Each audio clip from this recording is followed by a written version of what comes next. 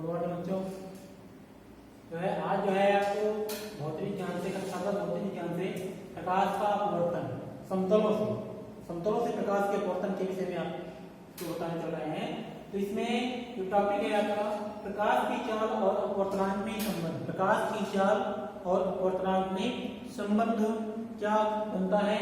तो प्रकाश की चाल और अपवर्तनांक में संबंध के लिए पहले देखें वो जो है अपवर्तनांक क्या है? निर्वात या वायु के सापेक्ष निर्वात या वायु में प्रकाश की चाल तथा माध्यम में प्रकाश की चाल, जो माध्यम होगा आपका उसमें प्रकाश की चाल के अनुपात को अपवर्तनांक कहते हैं। अपवर्तनांक को हम यह से व्यक्त करते हैं।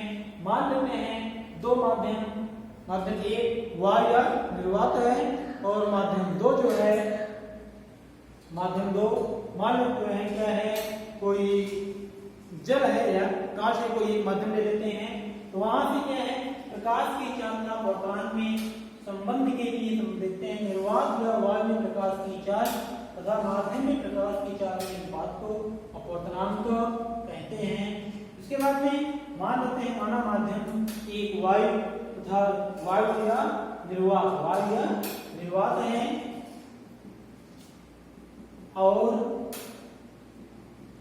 माध्यम दो जल है। प्रकाश जल से वायु में प्रवेश कर रहा है। प्रकाश वायु से जल से वायु प्रवेश कर रहा है। इस स्थिति में मान लेते हैं ये माध्यम है, इसमें हमारा माध्यम एक वायु और माध्यम दो जल है। ये प्रकाश जो है माध्यम दो से एक में प्रवेश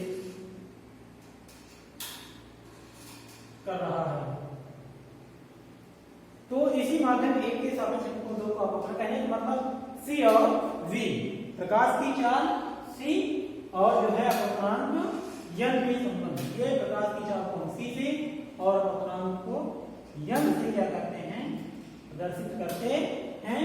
तो जल के सापेक्ष वायु का अपवर्तनांक, जल के सापेक्ष वायु का अपवर्तनांक कहने का मतलब माध्यम दो के सापेक्ष माध्यम एक का अपवर्तनांक, माध्यम यहां से माध्यम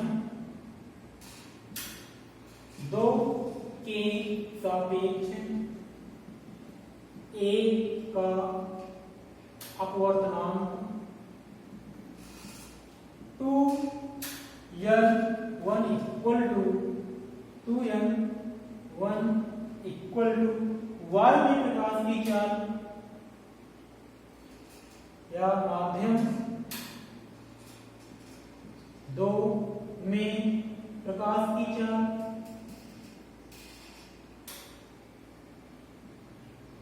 बटे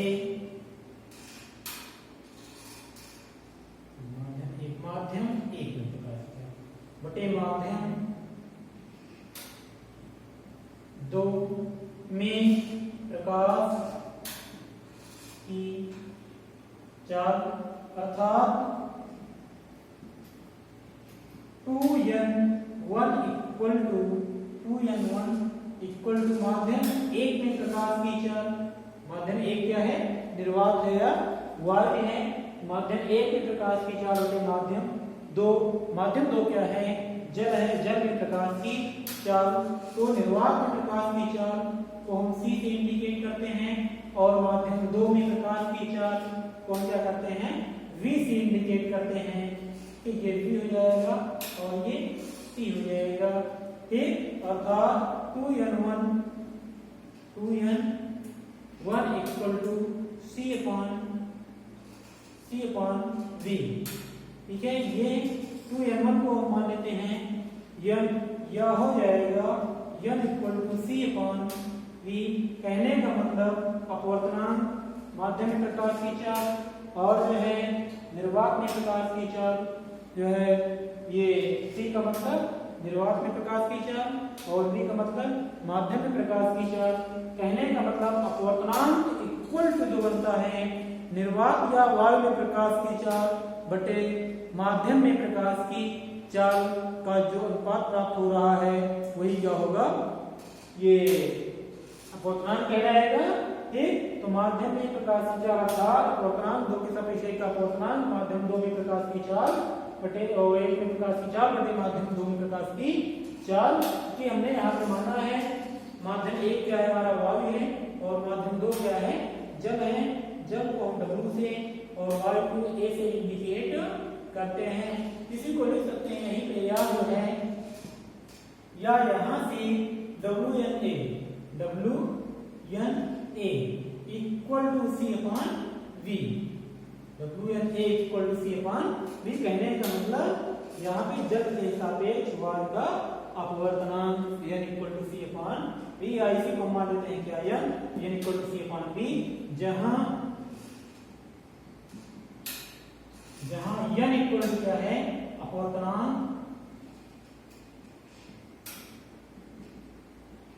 ठीक, और C इक्वल टू निर्वात में प्रकाश की चाल, निर्वात में प्रकाश की चाल और V क्या है माध्यम में प्रकाश की चाल। ठीक, यहां से जो आपकी गणना करते हैं जैसे मान लेते हैं कह देते हैं दो माध्यम दिए गए हैं जिनके अपवर्तनांक या जो है जिसका अपवर्तनांक मान लेते हैं कुछ भी दे दिया गया 1.5 दे दिया गया 1.2 दे दिया गया तथा वायु का जो है इसमें निर्वात में प्रकाश की चाल दे दिया गया 3 लाख किलोमीटर प्रति सेकंड या 3 × 10⁸ मीटर प्रति सेकंड होता है। और जो है माध्यम जिसमें से प्रकाश की चाल वायु में प्रवेश कर रही है जिस माध्यम से होकर माध्यम में प्रकाश की चाल दे देते हैं 2 × 10⁸ मीटर प्रति सेकंड। कहने का मतलब 3 राशियां हैं N, C और V।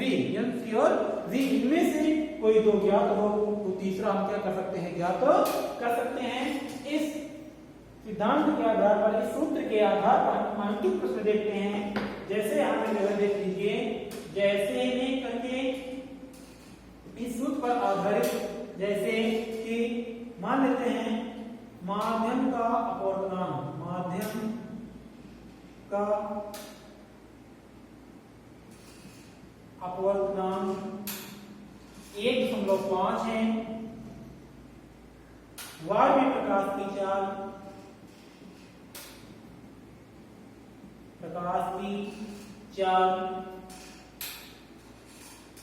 C इक्वल टू है 3 × 10⁸ मीटर प्रति सेकंड। ठीक, 3 × 10⁸ मीटर प्रति सेकंड। और ये अपवर्तनांक क्या है N, अपवर्तनांक N। तो यहां से हमको V ज्ञात करना है माध्यम में प्रकाश की चाल, माध्यम में प्रकाश की चाल, माध्यम में प्रकाश की चाल V क्या करना है ज्ञात करना है। क्योंकि आप जानते हैं N equal to C upon V, N equal to क्या होता है C अपॉन V। हमको V ज्ञात करना है या यहां से हो जाएगा V equal to C upon N, V equal to C upon N बन जाएगा। या यहां से V इक्वल टू C का मान कितना दिया गया है 3 × 10⁸, 3 × 10⁸ मीटर प्रति सेकंड। और N का मान कितना है 1.5। इसको सरल करेंगे आगे यह हो जाएगा V इक्वल टू 3 × 10⁸, ठीक। और ये 1.5 है, इसको हिंदी के रूप में बनाएंगे बन जाएगा कितना 15/10। यह पूरे का बटा 15/10। यहां से यह हो जाएगा 3 × 10⁸, और ये हर में भिन्नात्मक है अंत में जाएगा तो जो अंश है वो जो हर है वो अंश हो जाएगा। कहने का मतलब 3 × 10⁸ मीटर प्रति सेकंड गुणे कितना हो जाएगा 15/10 है तो क्या हो जाएगा 10/15, 10/15 हो जाएगा। ये भी मीटर प्रति सेकंड में होगा। कहने का मतलब जो है यहाँ से ये 3 कन्नम 3 5 15 5 कन्नम 5 गुना 10, ठीक है। यह हो जाएगा 2 गुणे 10 की घात 8 मीटर प्रति सेकेंड। यहाँ से हमको v मिल जाएगा। कहने का मतलब v इक्वल टू कितना 2 गुणे 10 की घात 8 मीटर प्रति सेकेंड। ये माध्यम में प्रकाश की चाल हो जाएगा। कहने का मतलब यानी और v में जो संबंध का सूत्र बनता है ये हो जाएगा। उसके बाद में इसी समतल से ही है जो है समतलों के समतल का जो अपवर्तन है इसी में से है अगला टॉपिक आपका क्रांतिक कोण और पूर्ण आंतरिक परावर्तन। क्रांतिक कोण और पूर्ण आंतरिक परावर्तन। तो क्रांतिक कोण और पूर्ण आंतरिक परावर्तन किसको कहते हैं, इन दोनों की परिभाषा को हम समझते हैं। क्रांतिक कोण है क्या, पूर्ण आंतरिक परावर्तन है क्या, इन दोनों के विषय में आइए देखते हैं। क्रांतिक कोण और पूर्ण आंतरिक परावर्तन टॉपिक है क्रांतिक कोण।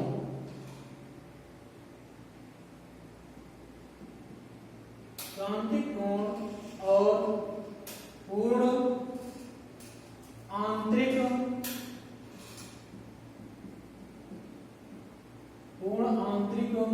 परावर्तन।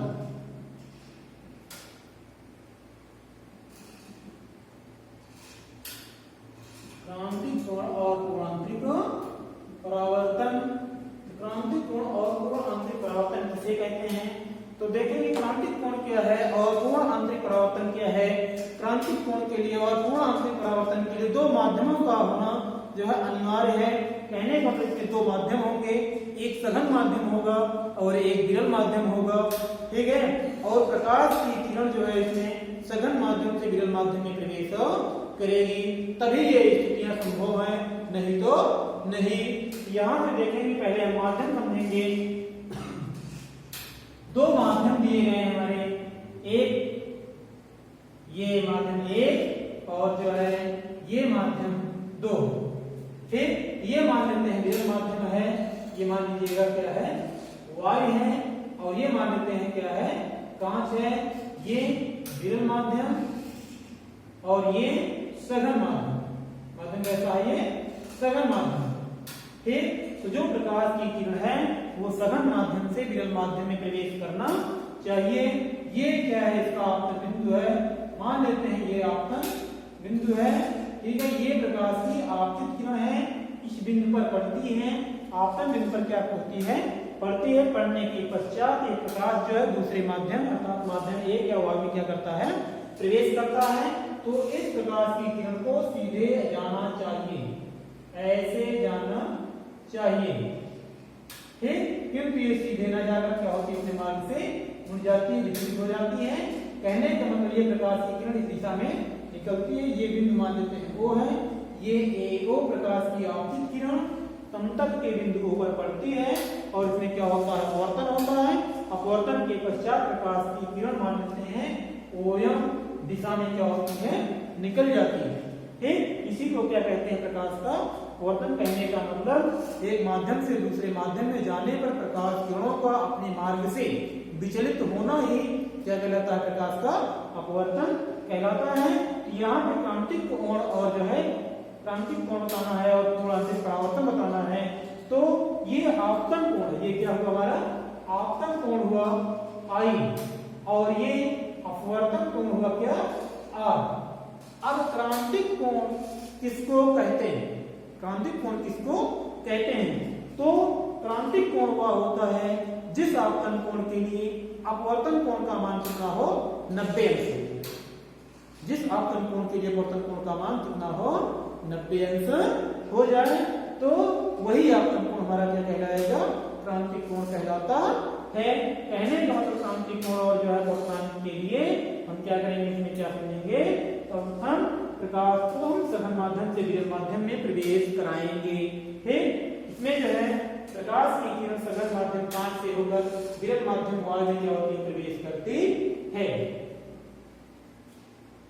ठीक है। इसमें लिखेंगे प्रकाश की किरण यदि प्रकाश की किरण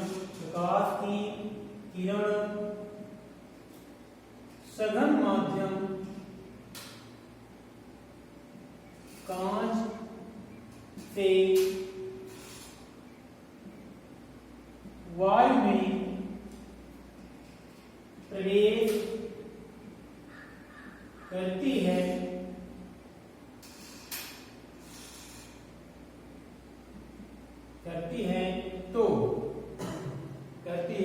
तो अब लिखेंगे इसमें सघन माध्यम में बना वह आपतन करती है तो सघन माध्यम में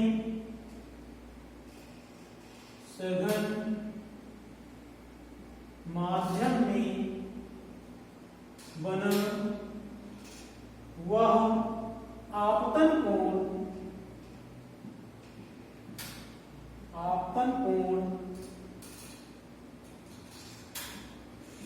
जिसके लिए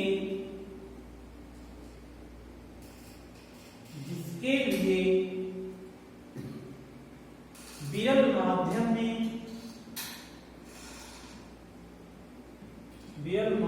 में बना अपवर्तन कोण R का मान 90 अंश हो वही आपतन कोण या वह आपतन कोण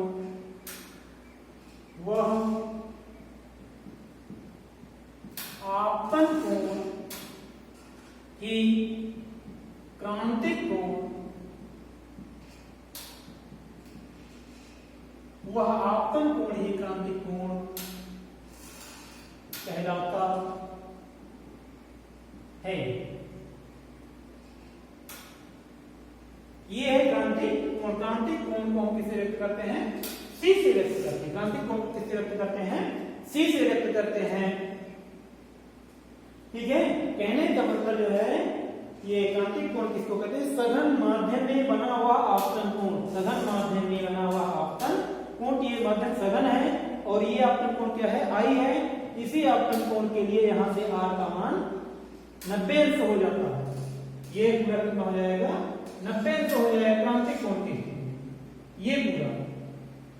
ठीक है, और ये अपवर्तित किरण दोनों माध्यमों के पृथक्कारी तल को छूती हुई या दोनों माध्यमों के पृथक्कारी तल के समांतर होती हुई निकल जाती हैं। तब ये इस पूरे कोण का मान कितना हो जाता है? यहाँ पे अपवर्तन कोण का मान कितना हो जाता है? 90 अंश हो जाता है। ऐसी स्थिति में जो सघन माध्यम में बना आपतन कोण है वो क्या कहलाएगा? क्रांतिक कोण। ये जब जो है क्या कहते हैं R का मान 90 अंश हो तब जो है I इक्वल टू क्या हो जाएगा? C हो जाएगा। ठीक, यही लिख देते हैं आपको जो है समझ लीजिएगा। यदि R इक्वल टू क्या हो? 90 अंश हो तो I इक्वल टू क्या होता है? C होता है। यदि R बराबर कितना? 90 अंश तो क्रांतिक कोण I बराबर तो कोण क्या? तो C बराबर क्या हो जाएगा? I।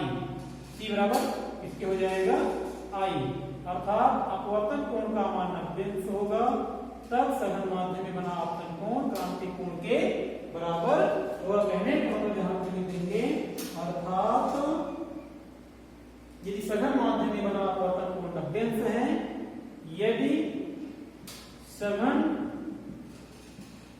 माध्यम में बना अपवर्तन कोण 90 अंश है तो क्रांतिक कोण का मान आपतन कोण के बराबर होगा। आपतन कोण के बराबर होगा। ये रहा क्या कहते हैं? क्रांतिक कोण। अब उसके बाद में अगला इसी में है कि क्रांतिक कोण हो गया और पूर्ण आंतरिक परावर्तन। पूर्ण आंतरिक परावर्तन क्या है? पूर्ण आंतरिक परावर्तन का मतलब पूर्ण रूप से क्या हो जाना? किरणों का परावर्तित हो जाना। ठीक, तो इसी में हमको मिलता है पूर्ण आंतरिक परावर्तन। ठीक है, देखते हैं पूर्ण आंतरिक परावर्तन क्या है, इसको मिटा देते हैं। आगे देखते हैं पूर्ण आंतरिक परावर्तन क्या है। पूर्ण आंतरिक परावर्तन में यह है कि यदि जो है हम इस आपतन कोण I का मान, इस आपतन कोण I का मान बढ़ा दिया जाए, कहने को लिए जो आपतन कोण I है इस मान को क्या किया जाए, बढ़ा दिया जाए, यहां तक कर दिया जाए। इस आपतन कोण का मान क्या किया जाए, बढ़ा दिया जाए, इतना बढ़ा दे, इतना बढ़ा दे, इस आपतन कोण का मान इस C से क्या हो जाए, बड़ा हो जाए, क्या हो जाए, बड़ा हो जाए। कहने का मतलब ये पूरा जो है I, ये इतना कोण क्या है, ये C है, ठीक है, ये इतना कोण क्या है हमारा, ये C है। और उसके बाद हमने बढ़ा दिया इस C को जो है, बढ़ा दिया, ये बना दिया क्या, I बना दिया। कहने का मतलब कोण आंतरिक परावर्तन संभव कब है, जब आपतन कोण I का मान आंतरिक कोण C से क्या होगा, अधिक होगा तब। ठीक, जब आपतन कोण I का मान हम इतना बढ़ा दे कि C से क्या हो जाए, अधिक हो जाए, तो प्रकाश की जो अपवर्तन हो रहा है, कहने का मतलब ये प्रकाश की अपवर्तित किरण दूसरे माध्यम में ना जाकर पुनः उसी माध्यम में क्या होती है, लौट आती है, अर्थात जिस माध्यम से प्रवेश करती है पुनः उसी माध्यम में लौट आती है, अर्थात पूर्ण रूप से परावर्तित हो जाती है। यहाँ पे अपवर्तन न होकर क्या होता है, उसका पूर्ण रूप से परावर्तन हो जाता है। इस घटना को ही क्या कहते हैं, पूर्ण आंतरिक परावर्तन कहते हैं। कहने का मतलब पूर्ण आंतरिक परावर्तन में यदि आपतन कोण का मान इतना बढ़ा दिया जाए, यदि आपतन कोण का मान क्या किया जाए, यदि आपतन कोण I का मान, आपतन कोण I का मान इतना बढ़ाया जाए कि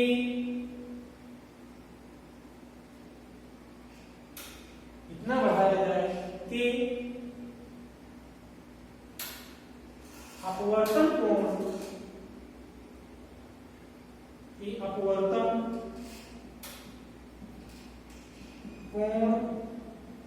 का मान 90 अंश से अधिक हो जाए, तो अपवर्तित तो प्रकाश की किरण दूसरे माध्यम में ना जाकर, तो प्रकाश